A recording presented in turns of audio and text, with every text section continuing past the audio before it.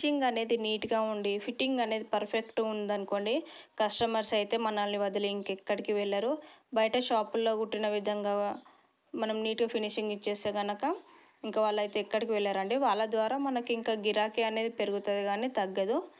మనం ఇది ఒక్కటి గుర్తుంచుకోవాలి. చూడండి, సైడ్ అయితే ఇలా మార్కింగ్ పెట్టేసుకుంటున్నాను. మార్కింగ్ పెట్టేసుకున్న తర్వాత మనం వేసే కుట్టు ఎంత వరకు వీలైతే అంతవరకు స్ట్రైట్గా వచ్చేలా చూసుకోవాలండి.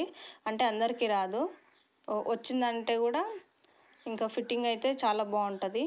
అంటే ఒక్కొక్కరి బాడీ ఒక్కలా ఉండదు కదా, అందుకని మనం వీలైనంత వరకు పర్ఫెక్ట్గా వేయడానికి ట్రై చేయాలండి. కొంతమందికి స్ట్రైట్గా ఉంటే రాదు, టైట్ అయిపోతుంది. చూడాలి వీలైనంత వరకు అయితే. Thank you for watching. అంటే నచ్చితే కనుక లైక్ చేయండి, షేర్ చేయండి, ఛానల్ని సబ్స్క్రైబ్ చేసుకోండి.